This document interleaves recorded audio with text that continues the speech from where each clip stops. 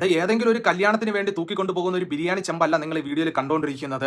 ഹയാത്തുൻ നിഷ എന്ന് പറഞ്ഞിട്ടുള്ള ഒരു 38 വയസ്സായ ഒരു പെൺകുട്ടീനെ കൊല ചെയ്തിട്ട് കഴിഞ്ഞ 20 ദിവസങ്ങൾക്ക് മുമ്പ് വെട്ടിനുറുക്കി കഷ്ണങ്ങളാക്കി ദം ബിരിയാണി ഉണ്ടാക്കിയിട്ട് ഒരു വീട്ടിൽ സൂക്ഷിച്ചിരുന്നത് ചെന്നൈയിലെ ഗുളാഞ്ചേരി എന്ന് പറയുന്ന സ്ഥലത്ത് ചെന്നൈ പോലീസ് കണ്ടെത്തിയിട്ട് തൂക്കിക്കൊണ്ടു പോകുന്നതാണ് നിങ്ങളിപ്പോൾ കണ്ടുകൊണ്ടിരിക്കുന്ന വീഡിയോയിൽ. അപ്പോൾ ഈ ഒരു സംഭവത്തിലേക്ക് എത്താനുള്ള കാരണം എന്ന് വെച്ചാൽ ഓഗസ്റ്റ് 5-ാം തീയതി യുപിയിലെ ആഗ്ര റെയിൽവേ സ്റ്റേഷനിൽ ഒരു ചുവന്ന സൂട്ട് കേസിനകത്ത് ഒരു പെൺകുട്ടിയുടെ തലയില്ലാത്ത മൃതദേഹം കണ്ടെത്തുന്ന ഒരു സംഭവം നടന്നിട്ടുണ്ടായിരുന്നു. ഏകദേശം 300ഓളം ക്യാമറകൾ പരിശോധിച്ചതിൽ നിന്നും ഓഗസ്റ്റ് മാസം 3-ാം തീയതി തമിഴ്നാട് എക്സ്പ്രസിൽ ഒരു യുവാവും ഒരു യുവതിയും കൂടെ ഒരു ട്രോളി ബാഗുമായിട്ട് വരുന്ന ഒരു കാഴ്ച ഇവർക്ക് കിട്ടിയായിരുന്നു.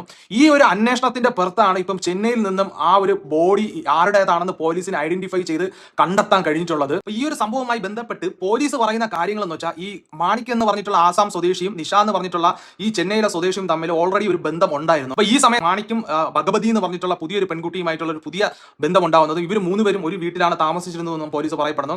ഇതിനിടയ്ക്ക് മാണിക്കും ഭഗവതിയും തമ്മിലുള്ള റിലേഷൻഷിപ്പ് നിഷ പിന്നീടാണ് അറിയുന്നത്. അപ്പൊ അതുമായി ബന്ധപ്പെട്ടുള്ള തർക്കത്തിന്റെ ഇടയിൽ ഈ നിഷേന ഈ മാണിക്കും അതേപോലെ ഈ ഭഗവതി എന്ന് പറഞ്ഞിട്ടുള്ള പെൺകുട്ടിയും കൂടെ ചേർന്നിട്ട് കൊല ചെയ്തു എന്നൊക്കെയാണ് പറയപ്പെടുന്നത്.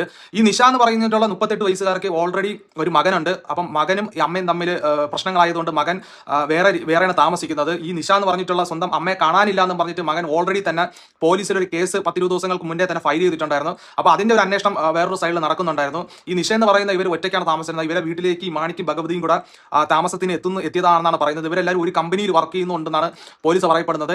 നിലവിൽ ഈ മാണിക്കായിട്ടുള്ള ആസാം സ്വദേശിയും ഈ ഭഗവതി എന്ന് പറഞ്ഞിട്ടുള്ള ഒഡീഷയിൽ ആ പെൺകുട്ടിയും കാണുവാനില്ല. ഇവർക്കായിട്ടുള്ള തെരച്ചിൽ ഒഡീഷയിൽ വളരെ വ്യാപകമായിട്ട് പോലീസ് നടത്തുന്നുണ്ട്. അപ്പോൾ ഇവരെ അറസ്റ്റ് ചെയ്താൽ മാത്രമേ കൂടുതൽ എന്തൊക്കെയാണ് സംഭവങ്ങൾ എന്നുള്ള കാര്യം പുറത്തു വരത്തുള്ളൂ. ബാക്കിയെല്ലാം ഊഹാപോഹങ്ങൾ മാത്രമാണ്, പോലീസിന്റെ കാൽക്കുലേഷൻ മാത്രമാണ്.